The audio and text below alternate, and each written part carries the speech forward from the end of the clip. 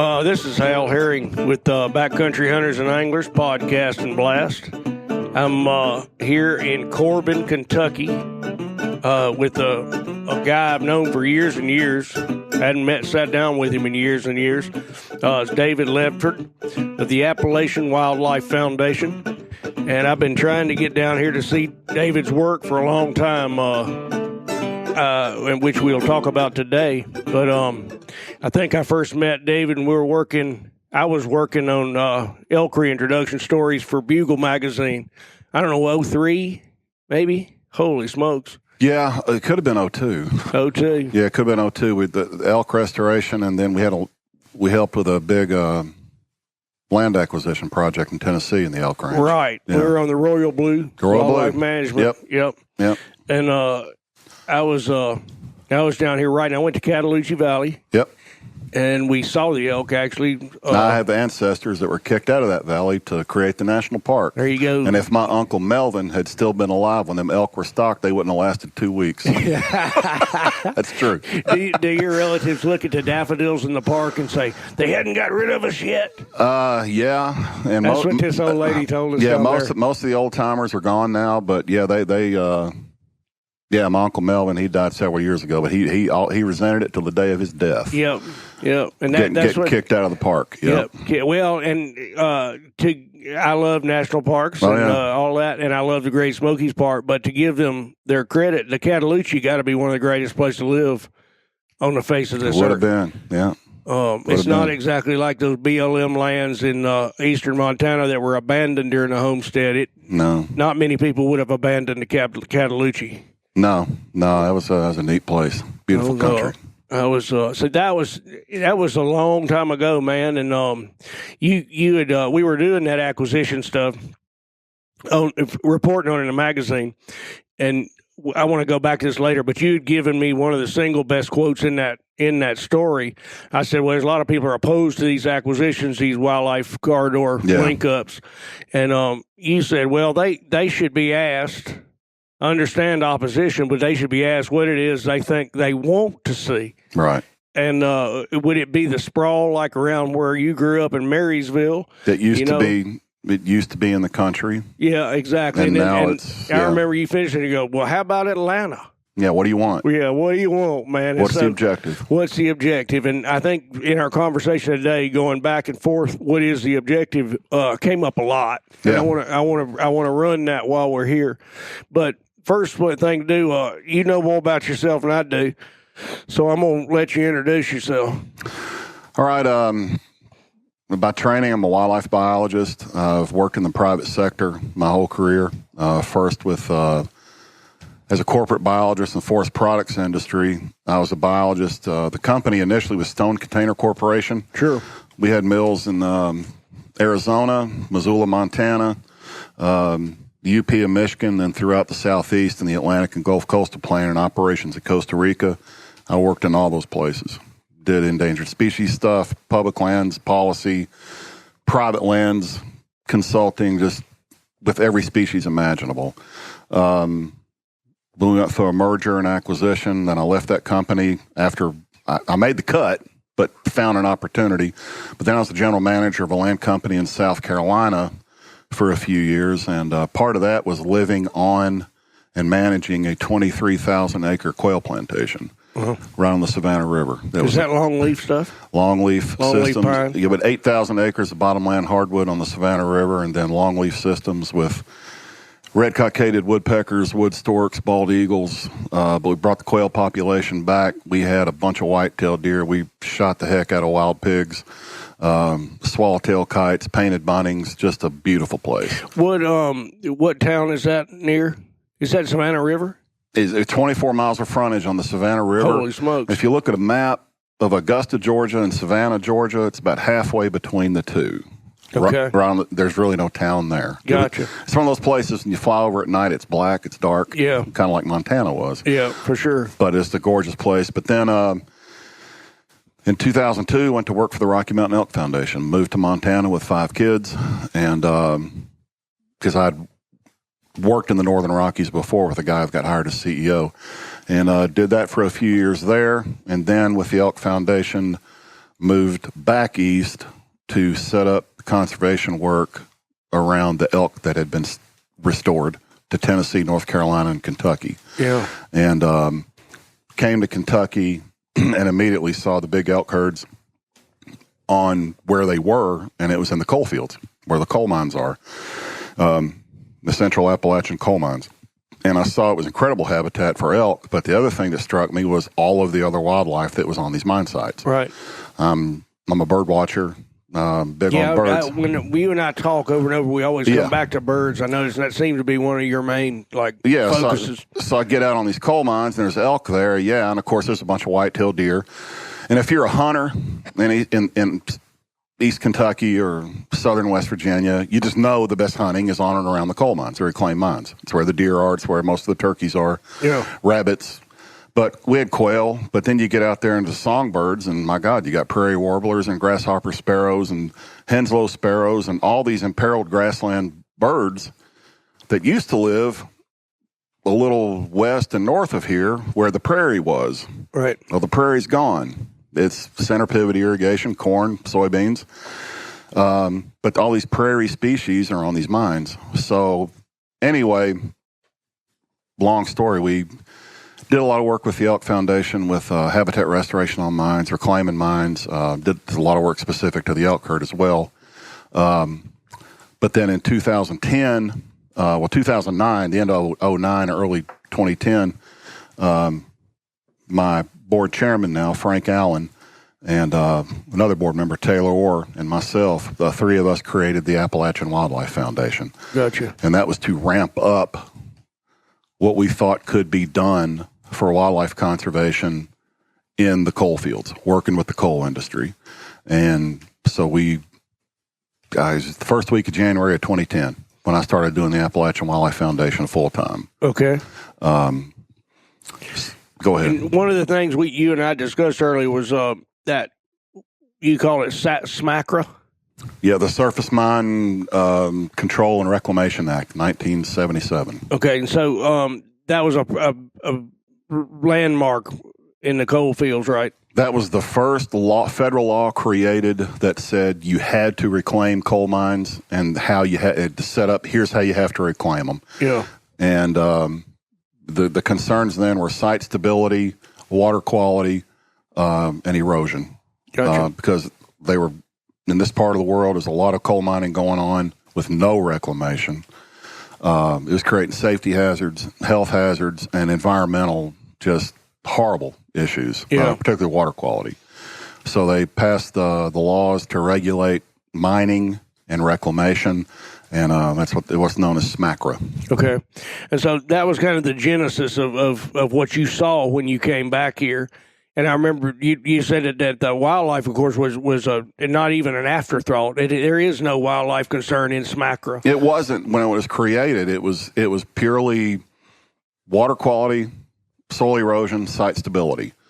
So when the reclamation laws were first written, that's what it was written for. And just one example was the vegetation that they allowed you to plant to achieve site stability and erosion. Yeah. And include a lot of exotics like Kentucky 31 fescue, Cereus lespedeza were the two. An autumn olive was a third as a shrub. But you could plant that. They weren't good for wildlife, but they were great at stabilizing a site. Yeah. And protecting water quality. They're good at that. Yeah. But as far as wildlife habitat, they just weren't that good. Yeah. And then in 1995, the laws were revised to be more wildlife friendly. And you couldn't plant cerise or a fescue anymore. And they tried to put they put some wildlife standards into it. So it got better as time went on. Yeah. But wildlife was not part of the original picture. So what y'all saw with this diversity of wildlife when you came back was an incidental. Yeah, it's all done by accident. Yeah. And nobody planned to have prairie warblers or short-eared owls on the mine. It just happened to hear that. Or northern harriers, a property I'm working on now. Man, if we went down today, we'd probably see 7 northern harriers out there. Nobody planned for that. It was just so what we started doing as the Appalachian Wildlife Foundation was, what if we actually tried to plan some of this stuff and set it up front? So that's the type of thing we worked on. Like the sky was the limit if you took what was there already and actually decided this is what you wanted. Yeah, again, this is we're coming back to. Yeah, you could take a coal mine to say it's going to be a 4,000 acre mine. The site's going to be mined. It might take 20 years to do it, but you could eventually create any type of habitat you wanted to. It's just, what is the objective? Mm-hmm. Is it forest interior songbirds and salamanders? Okay, I can do that. It's going to take a certain amount of resources, and it might take 60 years to actually happen, but with a plan, we can do that. Or is it to have bobwhite quail and white-tailed deer and rabbits? We can do that. That's a completely different plan, though. Gotcha. It's just, what do you want? Determining the objective is always the hardest part, but then implementing a plan to achieve that objective. You can get anything you want out there if you just know what are you trying to get? You bet. And then put a plan to get it out there. And in this statement I'm about to make, I'm not trying to defend destructive mining practices of any sort. You know, I'm appalled by a lot of coal mining practices, and I always have been, and I always will be.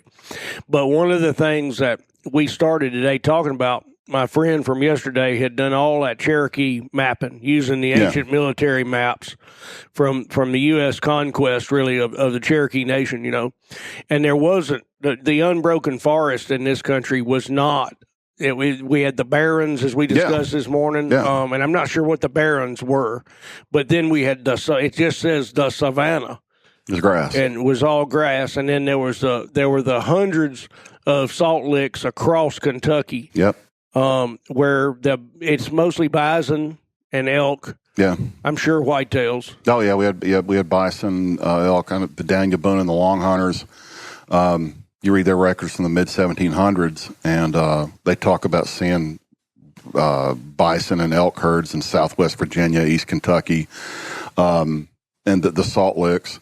And they talk about the grasses, the grasses that were head high in the fields of peas. Right. Wow, I don't know. I still don't know what species that was. The field of you read Bartram's Travels, and when he talks about visiting these Cherokee villages in North Carolina, riding his horse in during the month of May, and the hooves of his horse turning red from the wild strawberry juice. Wow. Wild strawberries don't grow in a forest. Right. I know where they grow, and it's not in a forest. Yeah. So yeah, that was there. But our premise on mining, I understand what you're saying about. I just mean that disturbance, and I'm not defending, not defending blowing the place up and taking coal, but yeah. Well, you know, I've taken heat as a wildlife guy, wildlife conservationist, for working with the coal industry in a happy manner, in a positive manner. Yeah. Our premise as an organization from the very beginning, and it's still this way. You know, there's a lot of concern about coal, with just the damage from coal mining or impact from coal mining, but also climate change. Our premise has been, we can't really add anything to the climate change argument. I can't take anything away from it. Okay.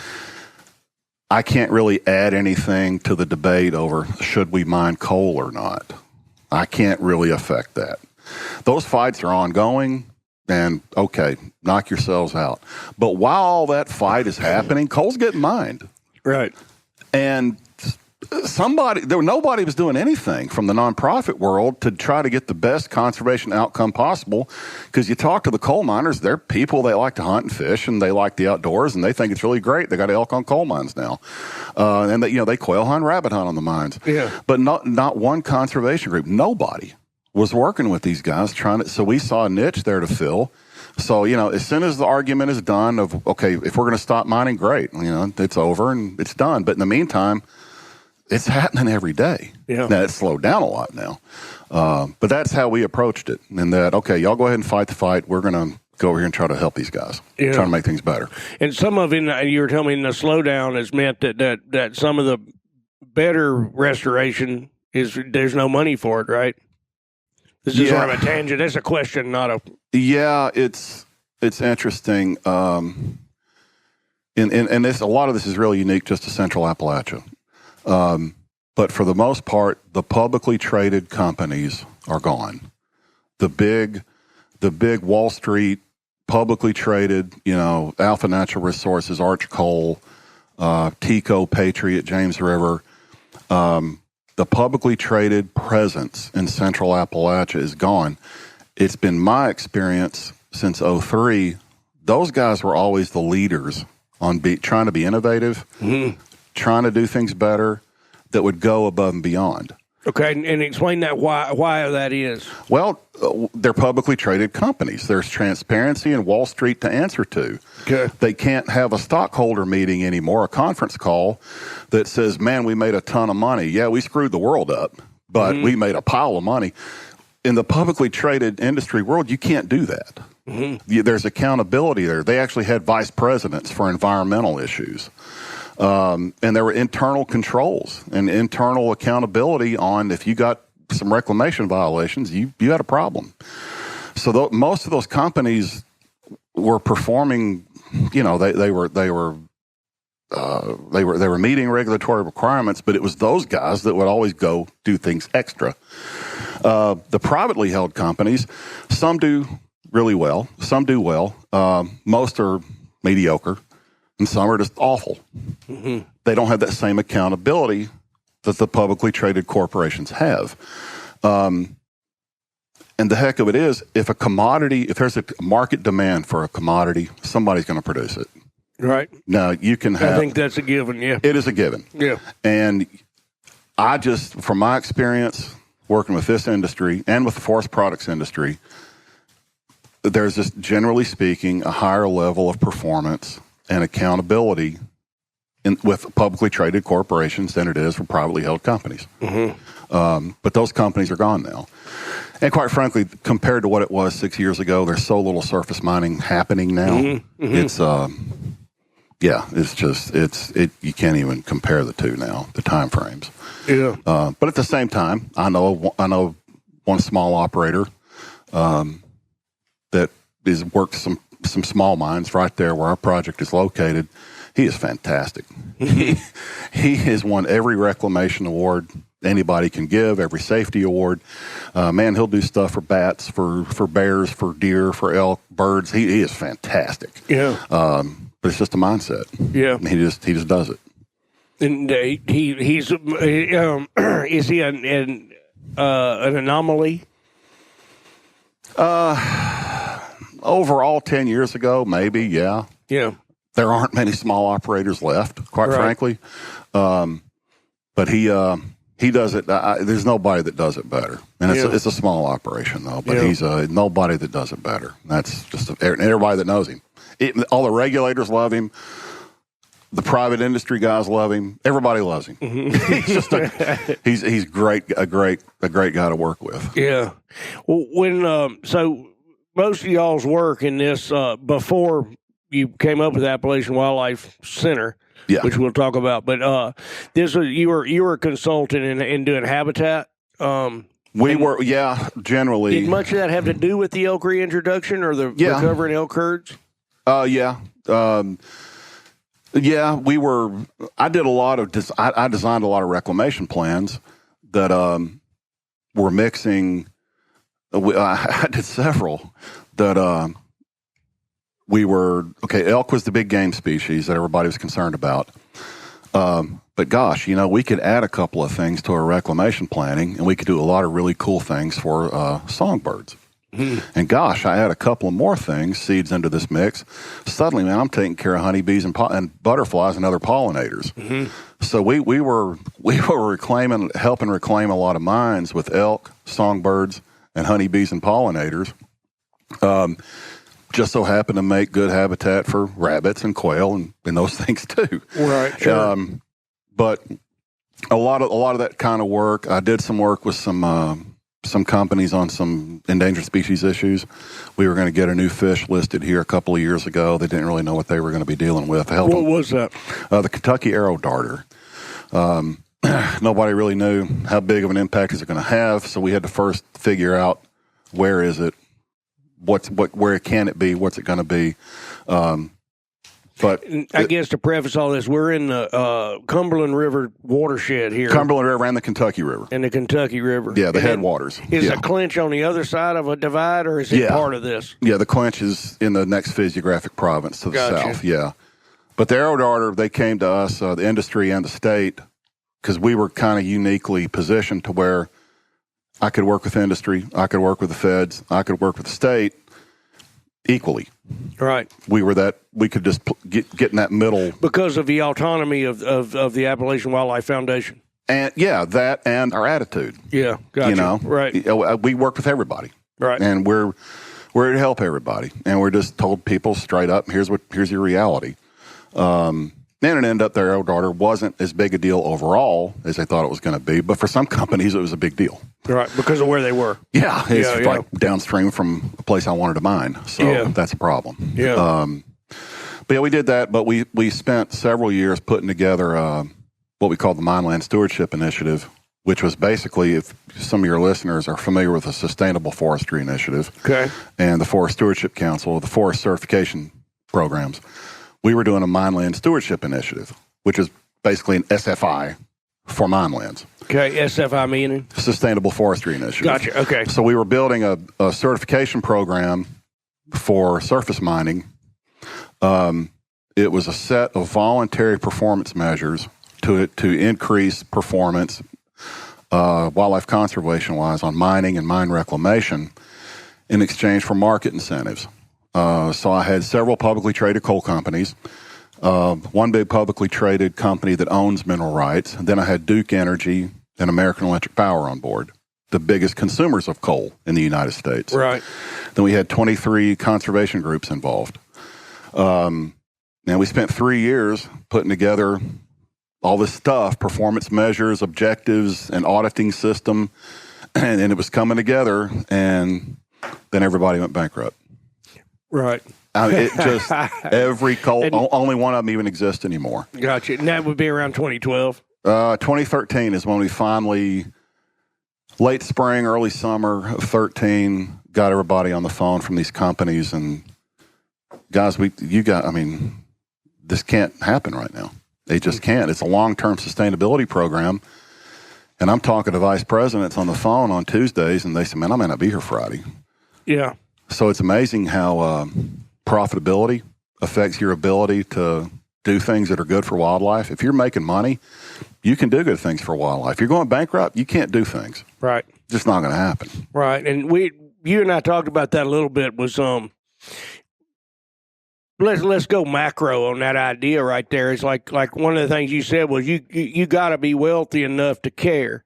And we talked about 1972 Clean Water Act and all that, and how did we as a people achieve a level of prosperity where you expect more from the industries, which actually provides, say, the prosperity, right? But you expect more from them. Whereas I know China is wrestling with that right this minute. China's in it right now. Yeah. India, parts of India are in it. And parts of India will not be in it because the people are too hungry to have a higher level of expectation. Well, the thing that's hard to believe, China, there's still 300 million people in China and still 300 million people in India that don't have electricity. Right.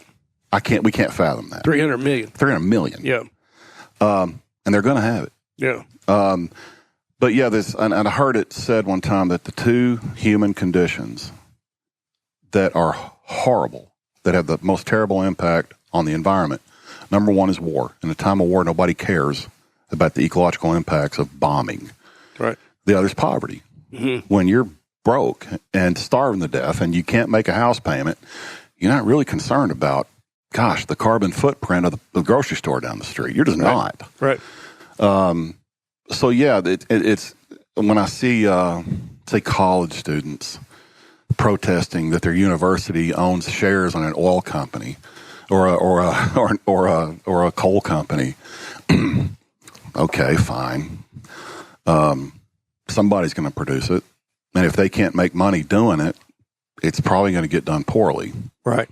But yeah, when the coal companies were making money, they would step up and do things. It was unbelievable. It's who the regulators could count on to step up and do things. Mm-hmm. When they needed extra data on water quality issues in East Kentucky, they went to the Coal Association, and the publicly traded companies coughed up hundreds of thousands of dollars, and they got it done to collect better data on water. Gotcha. Yes. Even though it was probably going to cost them money to do it. They didn't know. Right. It's just one of these big questions, gosh, what's the situation? What are we facing? Well, nobody knew. Mm-hmm. Well, we need to find out. And so yeah, they spent hundreds of thousands of dollars putting these monitoring stations in streams, and yeah, it went on for years, and then everybody went bankrupt before. Right. And I was thinking the same. I was imagining that being done in China, And I think that's unimaginable at this point. At this point, it is. But they'll hit a. They're going to. Things will get so bad with the air, like it is now. It sounds like, but you start getting affluent enough where you have the time to look around and go, gosh, things could get better. Right. In their circumstance, population and the exigencies of their population may overrun that too. I mean, I'm watching with some hope, as it develops in China, but I don't have I'm not invested in the outcome. I'm over here in Corbin, Kentucky, and hoping we can do it right here. I'm trying to grow some quail and some coal mines. Yeah. Yeah, if we got a bunch of elk too, but that's what I'm doing now. I'd like to sit on a summer afternoon and listen to a bobwhite. Unfortunately, it's a rare thing to hear anymore, but we got them. We got them down there, and y'all don't have fire ants up here yet, right? Oh God, we don't have them here. Yeah. They're in Tennessee now. Yeah, they're in western Kentucky, but we don't have fire ants up here yet. Do you consider fire ants to be the nemesis of bobwhite quail restoration? No, probably play some role. They're not the reason. I mean, you look at the big quail plantations in the Panhandle of Florida and Southwest Georgia. Ants. Yeah, gotcha. But they're producing 12 cubbies an hour on hunts, and they have fire ants. So okay. It's good. 98% of its habitat. Yeah, good point. Yeah. And speaking of which, so y'all are have you been able to replace Lespedeza and that'd be Cerisa and fescue with better stuff? What do you do on a reclaimed coal mine habitat? With fescue, whether it's a coal mine or an old cow pasture or whatever, the best tool in the world is Roundup, glyphosate. Because with fescue, you can go in a lot of these sites and just hit it with Roundup, and either just leave it alone, or disc it, or burn it, or do a combination of the three. And if there's a native seed bank there, the fescue is dead and it'll release, and you're good to go. You can control a lot of fescue just with Roundup. Cerisa, you can kill it with Roundup. The problem is, if it's been there for a while, it produces about 8 million seeds a year that are legume seeds that are hard-coated, that are viable for 100 years. Yep. So you kill it. I remember them all over everything. We tried to cut it for hay, I was telling you. Yeah, you kill it, and then, good stuff comes out, but it just keeps coming back. So Cerisa Lespedeza is kind of an ongoing battle. You can actually mow it for hay, annual mowing, and do that for multiple years, and it'll peter out. But it's a battle too. But again, Roundup is the glyphosate's the tool to use on that. And are there native seed beds in some of that stuff on the coal mines? Yeah. Initially, there's not. That's one thing. I've done a lot of wildlife habitat work on, ground where there's a native seed bank. Sometimes, when you say that, tell me what that is. Well, a cow, when I hear to a cow pasture out here in the country that hasn't been mined, it's got fescue on it. If I kill the fescue, just walk away, well, next spring, I'm going to have a bunch of native plants pop up. That could be partridge pea, ragweed, ironweed, joe pie weed, milkweed. Those seeds are there. They're just waiting to be released. Or you see power companies. Right, that's what we were talking about earlier. Cut a power line right away across a mountain, cut the trees out and hit it with herbicide, and suddenly all these prairie plants pop up. So that seed bank is there. With a coal mine, there's no seed bank. Gotcha. When you're brand new, there's not. Now, with the lands I'm working with now that have been reclaimed they started reclaiming in the 70s and the 80s, there's a native seed bank just from natural colonization, from birds, from wind. Also, hundreds of cows were grazed on these properties for a lot of years. So hay that was brought in had seeds. Right, so they're carrying it. Yeah. So also, you say they're building up some level of organic matter that sets the stage for the next succession, right? Yeah, with the cows, and with the vegetation growing and dying, you're rebuilding soil. That organic layer, that organic matter is coming back in. But it can be impressive on some of these mine lands. When you go down there, you got milkweed, and you got monarch butterflies, and I've seen that. Well, another thing we talked about was that when you have say you fly west, out of here, and you hit that bread basket, the Midwest of the United States of America, where honestly it is pretty monocultured as to whatever we are demanding, the human species demanding at that time. And so these islands of agricultural disinterest, I guess you would say, in the Appalachians, like in these reclaimed coal mines. To me, and this is, I only learned this since I met you. Yeah. But they have become incredibly valuable. And nobody really knows about it, though. Right. That's like you said, nobody was even doing it. Yeah, you look at the Lexington Herald newspaper, the state kind of newspaper here in Kentucky. I've lived here 14 years, and they've never had an article about the positive wildlife habitat attributes that do exist on a coal mine. It's always death and destruction and the end of the world, and it's always that. They just don't. I think there's a bias there. They just don't want to ever say it, but at the same time, they don't even know about it. Right. It's one of the. I think it's as much. I think one feeds the latter, right? Yeah, they just don't even know, Yeah. and that's when I came and I started spending time on these properties, and I'm hearing these birds and seeing these birds, and in the small mammal communities, I know some research that's been done, and it's incredible the small mammals that are out there. How did they get there? Nobody really knows. But then if you're a hunter, and I'm a hunter, and you're a hunter, yeah. And if you live in East Kentucky or southern West Virginia, you know the best deer hunting, the best turkey hunting is on and around the coal mines. Uh-huh. And if you're going to rabbit hunt, that's where you're going to go. If you're going to quail hunt, that's where you're going to go. Right. That's just where it exists in the greatest abundance, because you have edge, you have grasslands, you have a diversity of habitat. Yeah. But yeah, it's nobody really knows much about it. Right. We just got an affiliation now with the Cornell Lab of Ornithology. Been talking to them for a year and a half, and we're talking about the Wildlife Center here in a minute. But with the Cornell Lab of Ornithology, that's a global leader on bird conservation, bird research, bird watching. Uh-huh. They got an app called eBird. You put on your phone, you go on your computer, and whenever you bird watch, you enter your data on your phone. Wow. It takes a GPS point of where you are on the planet, and all those data from all over the planet get feed into Cornell's data set. Yeah. And that's how they actually track bird migrations now. And that you can feature places on that map. And if you look like down the Mississippi River, on our Gulf Coast, our Atlantic coast, there are a lot of points that people have plugged in there, bird watching spots, hot spots. Yeah. If you look in coal country, there's nothing. Mm-hmm. There is nothing. It's because nobody's looking, right? Well, yeah, and it's coal mines. They're scary, Yeah, yeah. The place is scary. It's a scary place, Yeah. and it's deep in Appalachia. Oh God, yeah. So we've entered, our property on that data set now, and I started entering the birds we're seeing, and somebody from Cornell called and said, "Is this property open to the public yet?" I said, "No." I said, "Okay. We're going to change the status then on our database to restricted access, because people are going to start seeing the bird species that you're listing. Yeah. They're going to come from all over. You bet. They're going to want to come see the long-tailed duck and the short-eared owl." Mm-hmm. So, yeah, it's really interesting, but nobody really knows about it. Yeah. Well, while we're there, and I know you were telling me y'all got that Pine Mountain to Brush Mountain corridor. Yeah. But let's talk about the Appalachian Wildlife Center. Okay. And let's start that with you mentioned the collapse in coal prices in 2012, where everybody was in turmoil, and this is a kind of deal to me where obviously flux means also opportunity, right? And y'all had been discussing the concept of an Appalachian Wildlife Center since 2005, based on the elk reintroduction, right? Yeah, it first came up in 2005, and our governor at that time was Governor Ernie Fletcher, and his Commerce Cabinet director was a guy named Jim Host.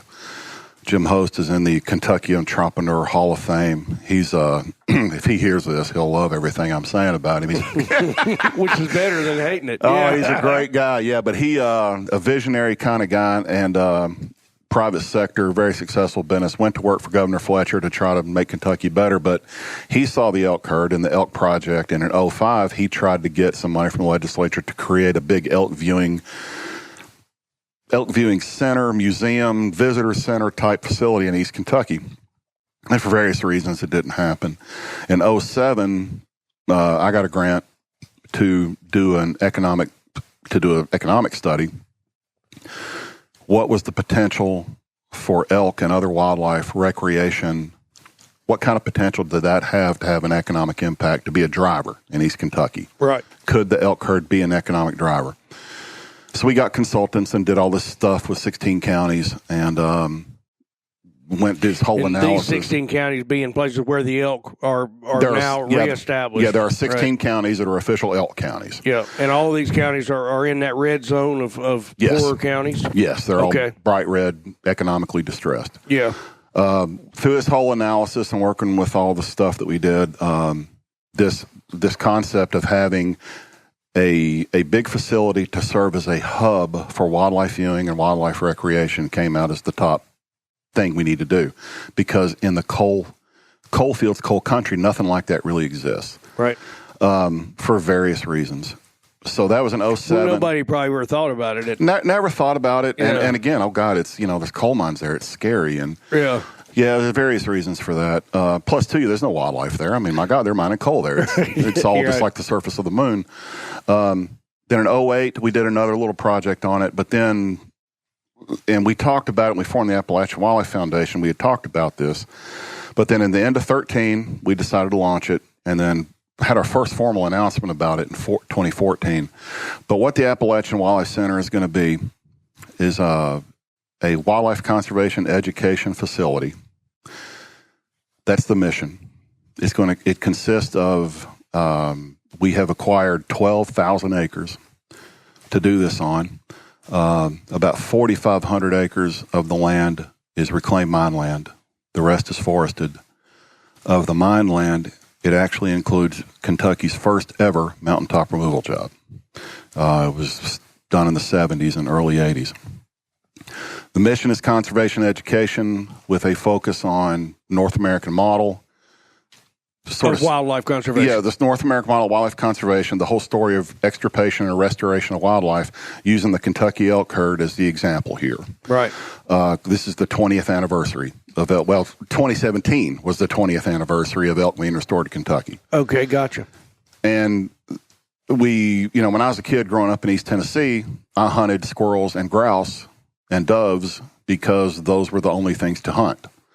And anybody that's 25 years old or less now has never known Kentucky or Tennessee without elk, bears, Canada geese, wood ducks, eagles, peregrine falcons, deer. There were no deer here. Of course, turkeys, beavers, otters. It was all gone. Yeah. We've brought all that back. Yeah. So we got to tell that story because we could lose it again. It's got to be one of the greatest success stories on the planet. Yeah. I mean, yeah. And so that you tell 18-year-old kid, I tell my own kids that now. Yep. We didn't have any deer. They just can't even imagine that. No, my son, and I was in Alabama when they recovered in 1977, 78.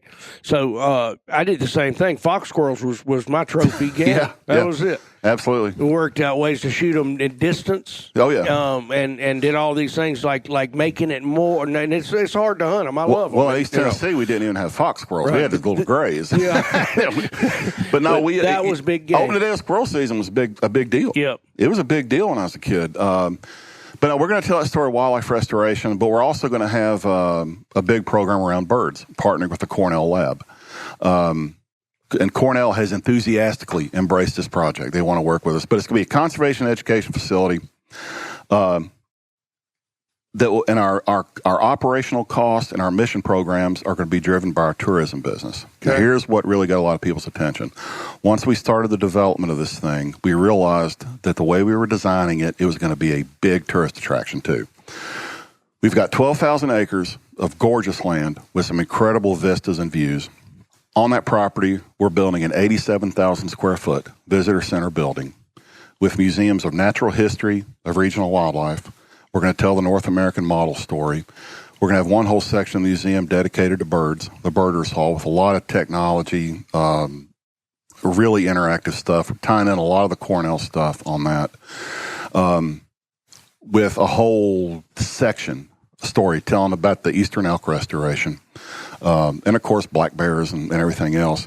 And then a little neat natural history facts like all the different color phases of black bears that exist in the world and gray squirrels. Cool. And we're going to explain that there's never been a black panther There's never been a black mountain lion. There's black squirrels, there's black bears, there's black coyotes, there's black wolves, but there's never, ever been a black mountain lion. David, I hope that ain't what brings you down, man. Because I just got back from Paint Rock Valley, Alabama, where it was explained to me that the Black Panther was on the road by the Blue Hole, which is an origin of Guest Creek, and that if I denied the existence of, this is what you might want to watch out. Oh, yeah. If I deny the existence of the Black Panther, then I am in the same camp as those damn fish and game guys who don't want to admit that it exists. Oh, I know. Yeah, they don't want to admit it. And as far as I can tell, honestly, there is no Black Panther. But there has never been a documented case of the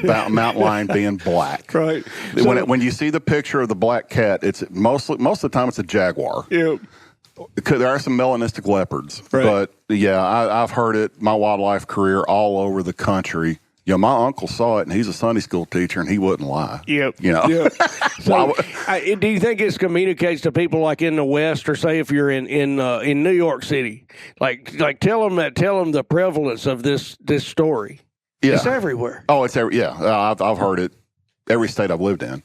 Yep. And it's everywhere. You know, I saw one. The further out in the country you go, the closer it is. Then it's my brother. Well, the one time I thought I was going to be proven wrong, I was on a coal mine about 2 hours east of here, Martin County, and there was a guy that worked there at the coal company. His nickname was Cupcake. Yep. And it was one of these ironic nicknames because he was one of the most hateful people I'd ever been around in my life. He was nice to me. Yeah. But I heard him with his coworkers, and he was as mean as a snake. Yeah. They called him Cupcake. Well, he was telling me about the mountain lions they had there at the coal mine, and they had some black ones. I'm like, oh, God, here we go. Yeah. And he said, yeah. I said, finally, the 10th time he told me, I said, you don't have any. Yeah, we do. Down by the refuse impoundment, that levee on the backside, there's 2 baby ones out there playing right now. Here it is. He said, I saw them 30 minutes ago. I said, you saw 2 baby mountain lions playing on the levee back there 30 minutes. I said, can you take me down there? He said, get in a truck. So we got in the truck, and I'm riding down there, and I thought, well, I'm probably getting ready to learn something. We rounded a curve. There they are. And there was 2 baby bobcats. And I said, but that's really neat. You don't see baby bobcats, but that's not a mountain lion. It's a bobcat. Well, hell, bobcat, mountain lion, same thing. No, it's not. Earlier, I was almost bitten by the rattle moccasin. Oh, my God, yeah. But so go back now go back to the center. Yeah, the Wildlife Center, so it's going to be this big facility. Now, on the 12,000 acres, we're going to have a self-guided driving tour that round trip. It's going to be about a 20-mile drive. Sort of like the Montana version would be like the bison range. Okay. Yeah, something where you can drive and see animals. Where we're going to have a bunch of elk on the property. We've already got a bunch of black bears on the property. We got a bunch of bobcat, all different color phases of coyotes we've seen. But in the bird community, the birds, we got forest, we got scrub, we got grasslands. We have an incredible abundance and diversity of birds. We'll have picnic areas. We'll have... and once, just to throw this in, is that y'all are between that Pine Mountain Ridge you showed me to the north, which is that it has never been mined. It's where the Continental Divide hits. Yes, right? Well, explain that. Well, it's where the Appalachian Mountains were created by 2 forces. One is continental drift, when Africa collided with the Carolina coast, 280 million years ago, and the other is erosion. Where the coal is, those ridges are created by erosion. But Pine Mountain, which is the mountain to our north, and Brush Mountain, which is the mountain to our south, those were the 2 westernmost ridges created by continental drift when Africa collided with North America. They just wrinkled and pushed them up. Yeah. There's no coal in those mountains, and they're over 100 miles long, so they're these long, continuous forested corridors that are the western edge of that physiographic province. Because of that, and our property lies right between them, it's an enormous place, really important area for bird migration and for bear migration. They just run those ridges, run those mountains.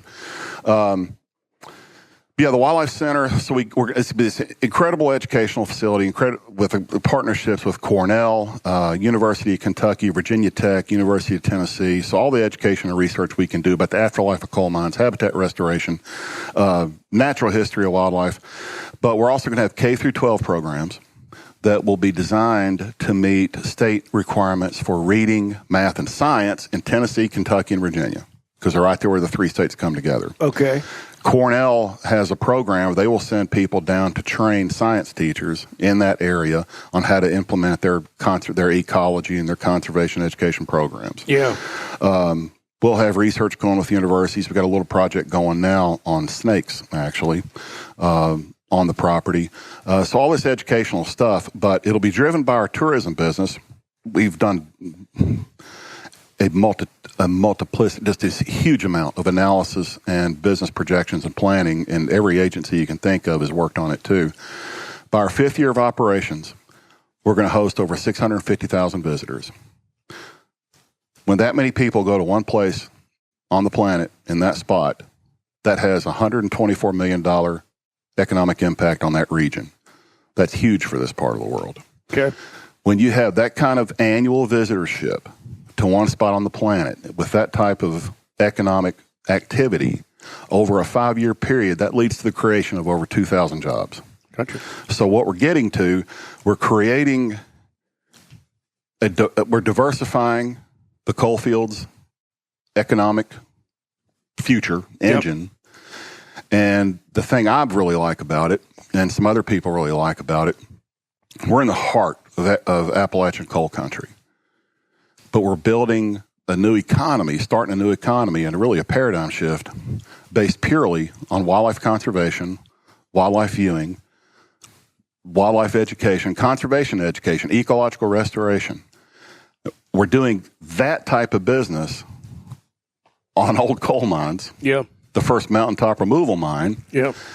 And we're not going to offend anybody. Yeah. We're not going to offend the coal miners. We're not going to offend the other end of the equation. It's all happy. Yeah. It's all happy. Right. And it's and like I always told you, I didn't have much patience for the benighted region of the Appalachia. You know, I've never had that. I always thought it was spectacular and the culture was strong and fascinating to me. You know, but if you watch the news, yeah, everything is falling down and it's this awful thing. And one of the first things I thought of when I was talking to you on the phone some years ago about this, I was like, this is exactly smashes against the narrative. Yeah. You know, and which is a wonderful thing because the narrative itself is both despondent and a little bit hyperbolic and a little bit ridiculous. And I wanted it to, and I know there's poverty. I know all of that. I see the Red County map. Yeah. But you also have a wonderful part of the world here. And this is, to me, is celebrating. That's what we're doing different. We're celebrating something that's fantastic. Yeah. Yeah, it's that whole wildlife restoration story. It even happened here, right? You know, right? Even where where the mining, the mining has an impact. It absolutely has an impact, right? But one thing about mining for anything, you got to mine where the coal is, or where the gold is, or where the diamonds are. Right? You don't really get to choose where you mine it. Right. You got to mine wherever it exists. And it has had an impact. Okay, fine. But you just don't throw in the towel and give up forever because, but again, it's just, nobody really knows. I mean, when I started my own eBird account with the Cornell thing, and I started entering the birds as I was seeing them, you know, I entered a greater white-fronted goose one day, a long-tailed duck one day, short-eared owl one day, and Wilson snipe one day. Mm-hmm. Not forget the snipe. But those first three, they got 16.5 million people using this program, okay? Okay. And I got little alerts and emails from somebody at Cornell saying, are you sure this is what you saw? Because this is the first time this has ever been documented in the Appalachian, the central the Cumberland Range. Right. I said, yeah, and I sent them pictures, you know? Yeah. Wow. And I've had this one lady at Cornell, wonderful lady. She says, you know, you're really starting to change my whole mindset on what's there and what's possible. Uh-huh. I said, exactly. Mm. Yeah, you know, the day I called and said, hey, I got 50 nighthawks. I'm sitting here watching swirl around this one pond. Mm-hmm. And they're like, oh, my God, nighthawks are in serious trouble. I said, well, they're buzzing this one pond right here in front of me. Wow. Yeah, so there's a lot of good stuff there. And we got to do something. Yeah. And tourism. That part of the story is true. Yeah, that's true. Yeah, yeah, and it's already there. I don't have to create it. It's there. The wildlife is there. Now, we're going to make things better with a lot of our habitat restoration, the fescue, Cerisa lespedeza, planting some native species, getting some other things going. Fire, we burned 700 acres last year. Yeah. I'm hoping to burn about 3,000 this year. Prescribed fire. With my experience in the Deep South dealing with quail plantations, there was always smoke in the air. Well, in that military narrative, from 1750s, it said that they were never, and I don't know what time of year this was, but they were never out of sight of smoke. It's probably from the natives burning. I'm guessing the times it was early fall, and then late winter, early spring. If it gets dry, it'll burn. Yeah, and it will burn. But smoke in the air needs to be more common in this part of the world. Yeah, because it's just my whole habitat management paradigm I'm kind of locked into is when in doubt, let's just burn it first and we'll go from there. Gotcha. let's just set it on fire. Use the basic process. Yeah, we'll clean it up, then we'll go from there. One of the things you said that I wanted to just make sure we followed on was that kind of the third leg of this project, Appalachian Wildlife Center, is to discuss and to better understand the future of reclaimed coal fields, not just on y'all's place, but all over. Could you talk about that a little bit? Yeah, in the Central Appalachia, we've probably got close to 2 million acres of reclaimed mine land. And it's sitting there. And there's always this question of, God, what can we do with it? What can it be? And, of course, if you just read the Lexington Herald newspaper or some of the other media, you think, well, it can never be nothing because it was a coal mine. So it can never, but no, it can be, again, whatever you want it to be, whatever you have the resources to make it into. But first of all, decide, what do you want? Mm-hmm. What's your objective? But we're gonna do things regarding wildlife habitat. What kind of wildlife habitat can we turn these mines into? But also like honeybees. We're going to get the honeybees big at the Wildlife Center. I want to have at least 200 hives on site. Be doing research on, when they make honey, what kind of pollen are they using? Can we plant things to make certain types of honey? But can Appalachia become a center for honey production? We don't have big agriculture with pesticides. Right. We don't have soybean fields with insecticides sprayed on them. Yep. But can we be a big honey producing region? So we're going to do a lot of work with honeybees. But sort of that land use, what can these things be? And we think that our place can help bring attention to the fact that there's some positive potential here. Yeah. Something good can happen. So that long-term use of mine lands is a big thing. One thing I do want to mention on this is an expensive project. Mm-hmm. In the last year and a half, 2 years, in the last 2 years, we've raised $17.5 million to get this thing done. We've got a $38 million budget to get us through the first year of operations. We are close to having another $16 million nailed down within the next few weeks. So, we're looking at $33.5 million raised here, a little over 2 years. Yeah. We got a $12.5 million grant from the Abandoned Minelands. It's not the Abandoned Minelands program. It's a separate project they put together for Abandoned Minelands money. We got a $1.8 million Appalachian Regional Commission grant, and we've gotten some private foundation money. But we've had some really great success doing this because people are seeing the economic impact potential, the job creation potential, and also because it's going to be a huge asset education-wise. Yeah. And my God, it's conservation. It's wildlife. It's a whole new thing. Wildlife conservation, it's like right in the middle of an area where you wouldn't expect it. It's really a whole paradigm shift, and we're getting a lot of support. Yeah. And it's been great on that. But we're having a lot of success raising money for our capital needs. Yeah. It's just a constant struggle for operations, but we've raised a lot of money. It's been fantastic. Is a focus on Appalachia right now, like with the opioid epidemic and unemployment and all that stuff? Is that driving some of the interest in your project? Yeah, the coal industry collapse. One thing about it that anybody that's not from here doesn't really think about because you don't see it. No matter what you think about the environment or climate change or whatever, this coal industry downturn has been devastating to a lot of people.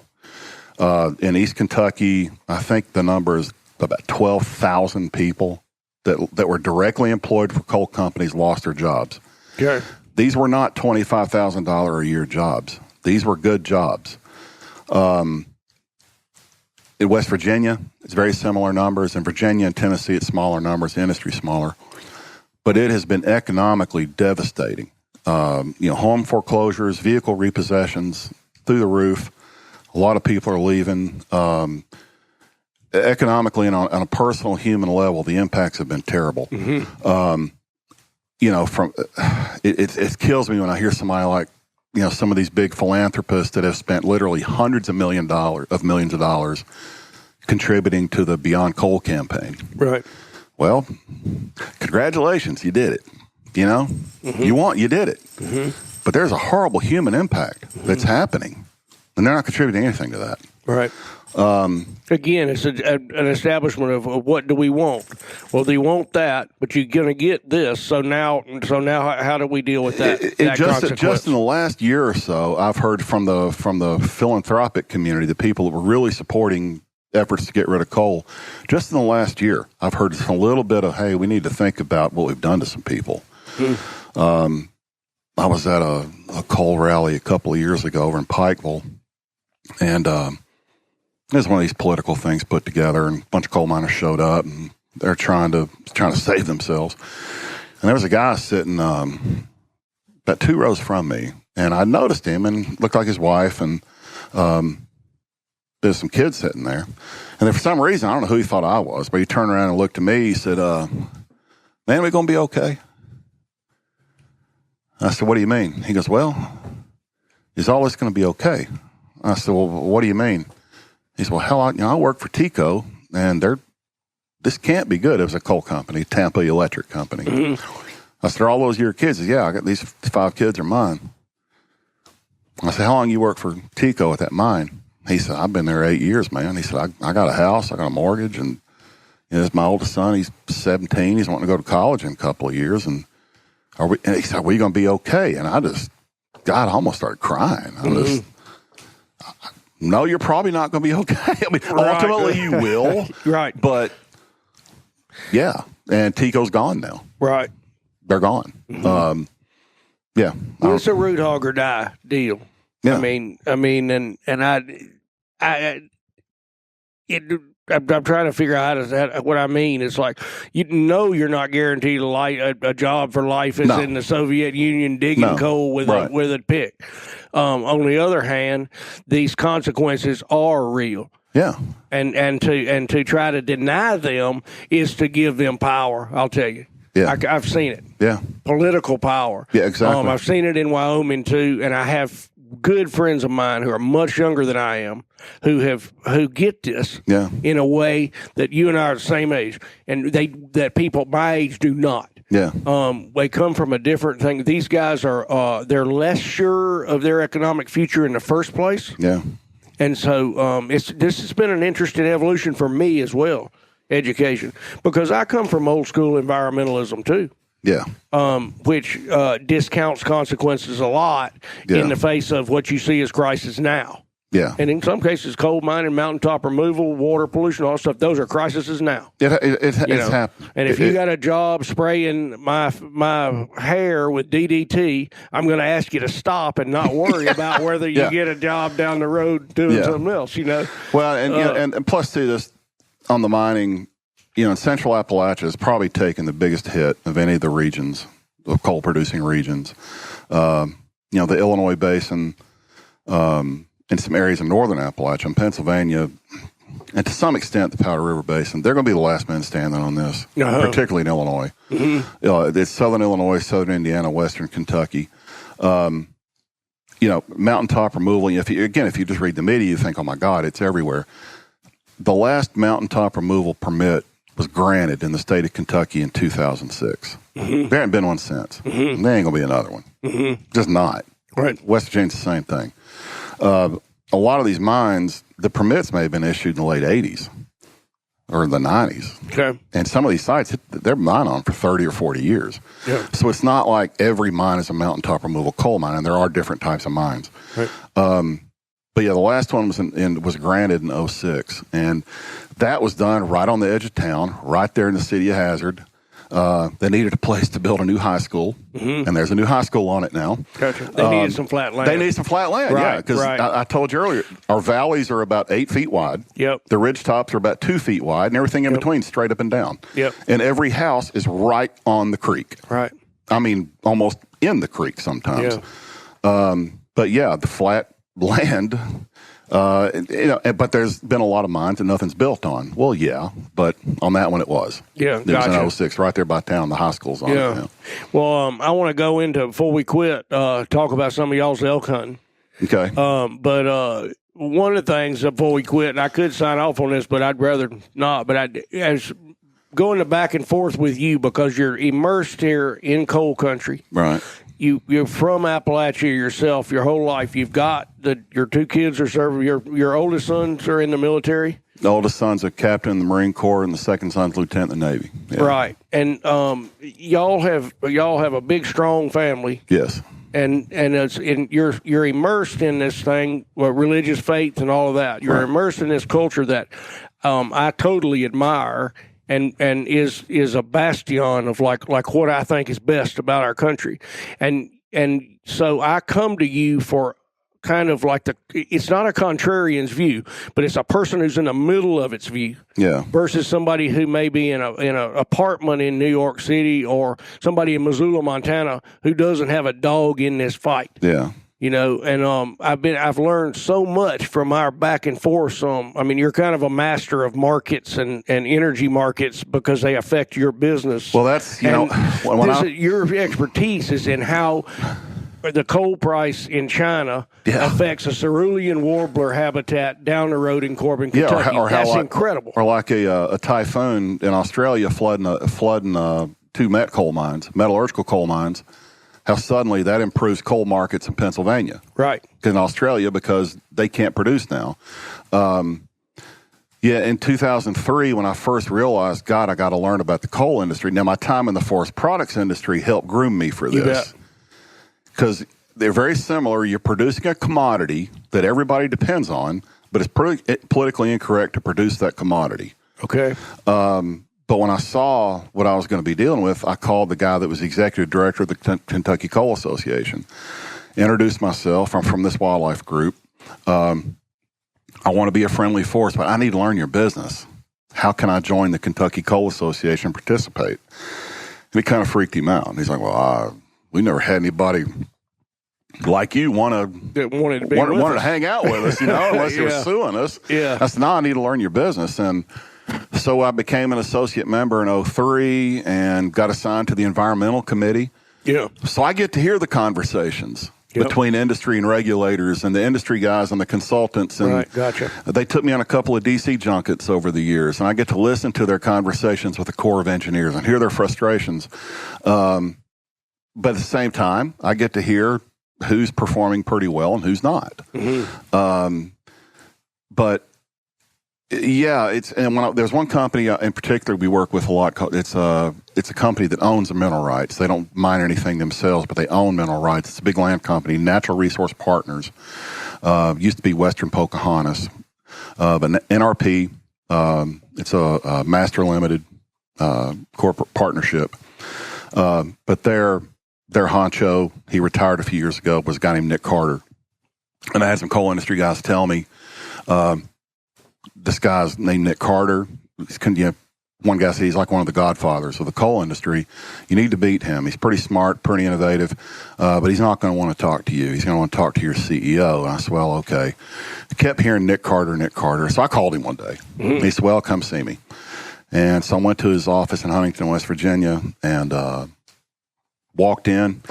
He said, all right, give me your brochure. Tell me what you want. I said, I don't have a brochure, man. I said, here, I had a map. I said, here's your world, the mineral rights that you own, where coal's being mined. I got another map. I said, here's my world. And see, they overlap here. Mm-hmm. Was this the Wildlife Center property? No. Or this was your work area? This was before the Appalachian Wildlife Foundation. Okay. This one I was getting indoctrinated in the coal industry. Yeah. But I see, we got our worlds overlap. I need to learn your business so I can do my job better.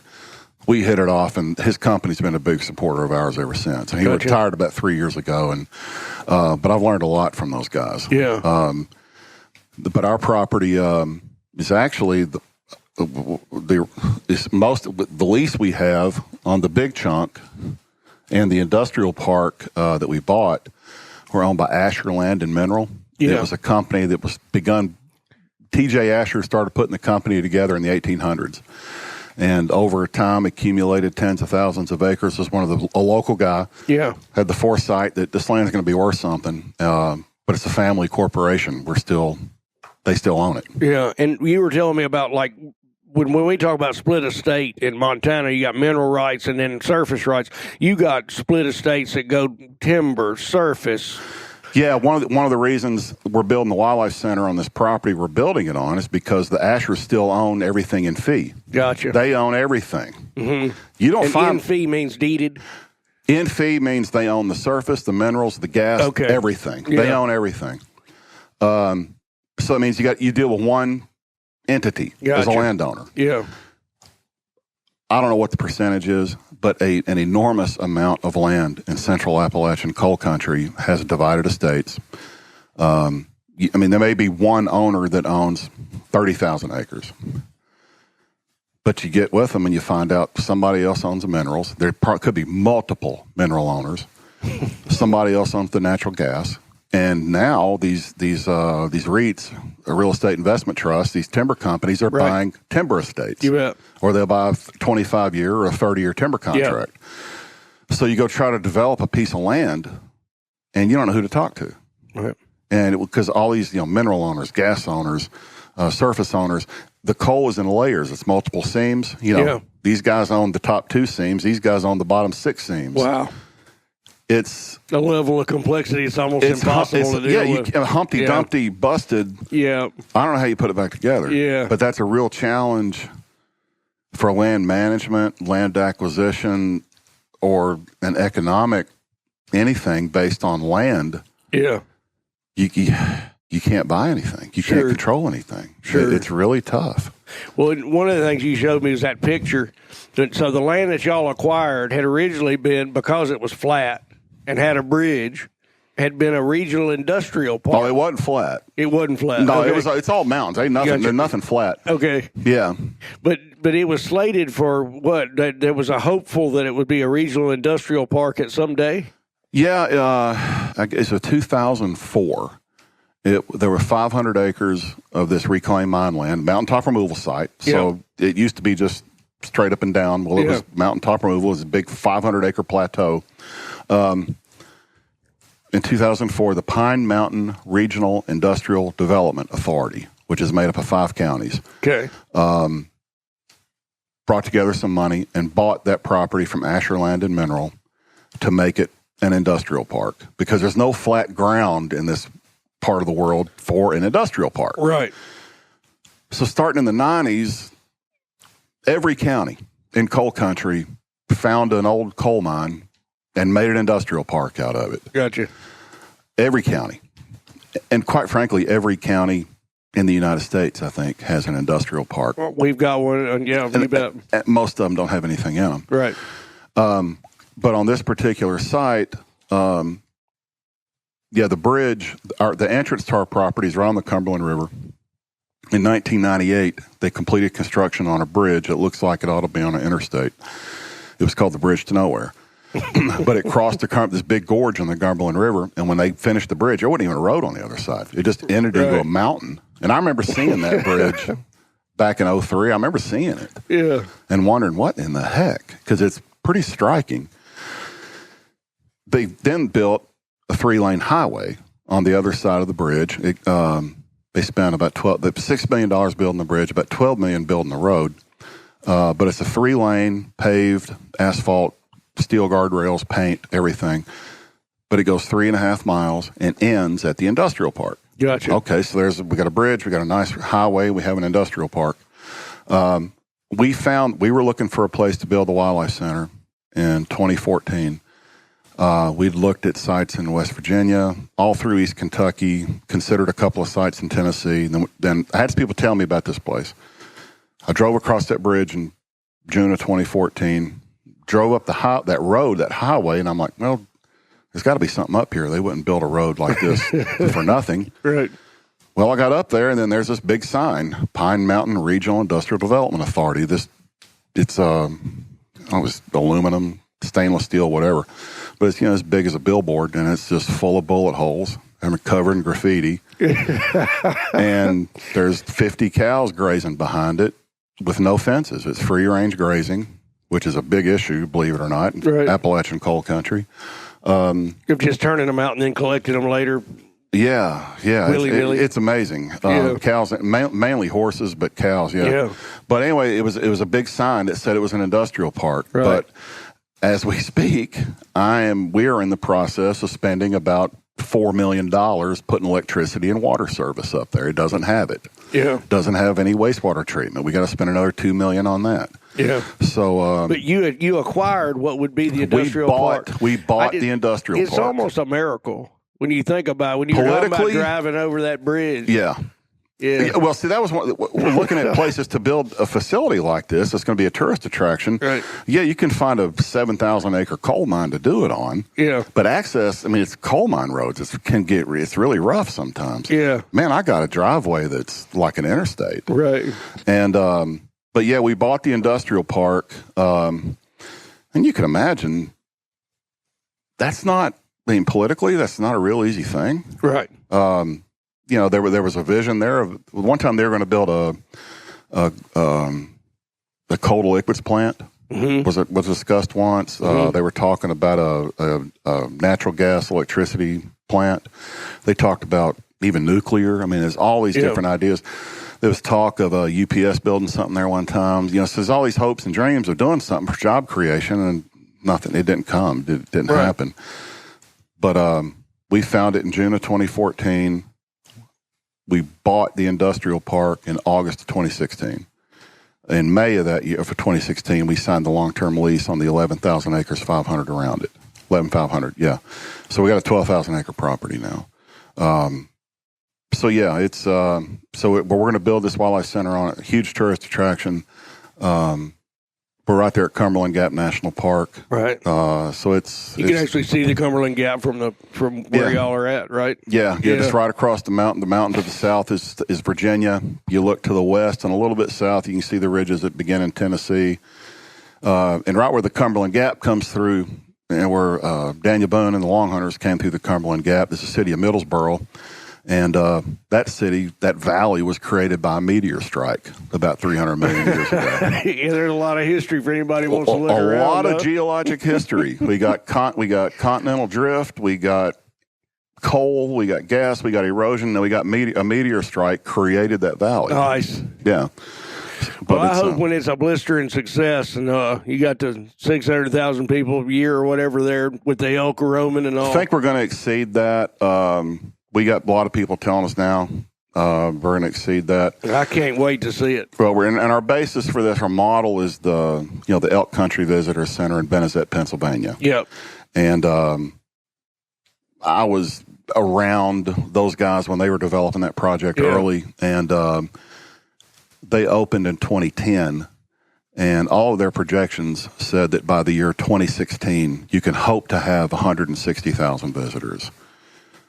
In 2013, they did 360,000. Wow. And they've been over 400,000 ever since. We're using that place as sort of a franchise, a model of a franchise, so to speak. Yeah. If they can do 400,000 with what they've got and where they are, we can do bigger numbers. Yeah, for one reason, they're only open 9 months out of the year. Yeah. We're going to be year-round. They get lake effect snow that causes them problems. Uh-huh. But they've done a fantastic job up there. So using that as a model and then expanding on some things, because we got a bigger piece of property, we're going to have more elk, everything. Yeah. We can beat those numbers. People are hungry for something real. Yeah. I'm skeptical of all the dismay over smartphones and abstraction and stuff, mostly because I don't live in that world with my family. Yeah. And my family has them, but they're not addicted to them in the way that people talk about. So I don't experience that, but I do know that people are hungry for something real. Yeah. And something positive. And something positive. Something positive, something beautiful. And I hope when it's rocking that you'll have that big picture you showed me of the industrial park sign with all those bullet holes and all that weird graffiti written on it. Yeah. As a harbinger of a whole new era to come. when my chairman, that picture is incredible. I've had a lot of requests for that picture. A lot of government officials to say, "Oh my God, please send me a copy of that." That's how they feel every time they start. Yeah. It's when we get this thing up and running, we're going to write a book about it. Mm-hmm. We've been working on this now for 4 years. We're more than halfway there. But the financial, the political, the cultural, the stuff, that's gone on in doing this, right? We'll write the book, and they'll want to put it in the fiction section because there's no way that all that happened. But yeah, it's been an adventure. I bet it has. It has been an adventure. But well, just briefly, and to close up, I know. Did you got an elk tag last year? I think I saw. Was it last year or the year before? I got a cow tag this year for a second gun season cow tag, and I'm embarrassed to say I didn't even go. Well, you're called to greater battles at the moment. Well, I got a couple of excuses. Yeah. One was that my grandmother died 2 days before my hunt started. Terrible. 96-year-old grandmother. Yeah, so we ended up going to Virginia for 3 days for her funeral. She's 96. You know, she's a great woman, great life. But I'm in the same boat all the other hunters were. You get drawn for a tag, then you got to put in for a specific hunt unit or hunt area. Gotcha. I didn't get anything. Mm-hmm. So I had to hunt what they call at large. Mm-hmm. And I haven't been looking at elk for the last 4 years. I've been building a wildlife center for the last 4 years. Mm-hmm. So I didn't know where to go. Yeah. So by the time I got back on a Tuesday, the hunt ended that Friday. I didn't even go. Gotcha. But I did kill one. I got a landowner tag 2 years ago, 2 years before that. And a landowner tag, it's a special deal the state has with some of these land companies. But I killed a cow elk on that. Gotcha. And my daughter got a cow tag 7 years ago. Yeah, she was 12. Yeah, I got 5 kids. So put me and my wife, my dad, my brother, and all 5 of my kids in. I got 4 boys. And that year my daughter got the tag. And my oldest son then was a 4th Recon Marine. So he was a sniper. Mm-hmm. He showed her how to shoot, and I bought her a little youth model Marlin 308. Don't ever get in a gunfight with my daughter when she has that rifle, because she smoked that big cow elk about 170 yards, and it was fantastic. Yeah, it was great. But, me and all 4 of her brothers guided her. That's pretty good coaching. Yeah, it was good coach. He definitely taught her how to shoot, and that's the kid that when he was a kid came in from a deer hunt one day with a new rifle I had and told me my scope was messed up. Because he missed 3 deer that afternoon. I went out the next day, and I shot it twice, and it was dead on. And then I handed him the gun, but he didn't see that I held down the next round down into the magazine and closed the bolt on an empty chamber. I said, "Here, you shoot it." And he took 15 breaths and turned his hat backwards, and when he pulled the trigger, before the click, he flinched about 4 feet. I said, "I think I know why you missed." Then he called me from Marine Corps sniper school, and, man, I was hitting these quart jars at 700 yards. I'm like, I remember that day you flinched so bad. He goes, I remember that too. I think maybe we fixed some of the problems. Yeah, he fixed the flinching. Yeah, he fixed it. But one of the podcasts I just did was with a buddy of mine who I grew up with, who teaches rifle craft. Mm-hmm. He teaches law enforcement and civilian, but he teaches a general purpose rifle. And I was taking a half-day version of the class to test out a Steyr Scout rifle. Yeah. And I did something similar to that. I'm very nervous watching this guy I grew up with. I don't like him telling me what to do in the first place, but he knows a million times more than I do. Yeah. So I'm sitting there, and I pulled on a dummy round, and I pulled her a half-inch off it like a hundred. Yeah. My son, he came in that afternoon. I just because I needed a couple of does for some meat for a function we were going to have, and it's with that quail plantation. Yeah. That scope's all messed up. Yeah, and I said, man. what happened? I mean, I missed 3 deer, and how far? Well, 2 were like 40 yards, you know, and Yep. the other one's maybe 100. He said, it's all good. So he's all mad and furious. And so I set up a box the next day with a little X on it, about 100 yards, and I hit it twice. And I said, I don't know. And he's like all concerned. And yeah, I had him close the bowl in a one of the empty best chamber. lessons you can ever learn from that is that you can't really blame your daddy for everything. As inviting as it is to come home unsuccessful on whatever, fill in the blank, it ain't always our fault. No, it's but no, yeah, it's yeah, but he like I said, went on to be a sniper and shoot better than I ever could. Then the Marine Corps made an officer out of him, so he's a Parris Island now. And pretty happy.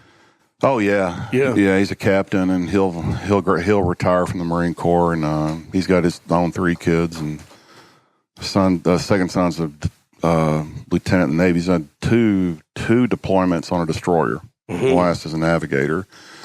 And it's really interesting to listen to his stories off the coast of Yemen and Somalia and the Chinese and the Iranians. And he's been over there and done that. And I remember I was talking to you one time, and years ago I was talking to you one time, and they'd called on a sat phone. Yeah, it's Jake, the oldest one. Yeah, he was when he was enlisted. He was a second recon, Fallujah. Yep. They were in 06 when they were looking for Zarqawi, and it was really bad. Right. Really bad. Yeah, And I remember you said, I really got to take this call.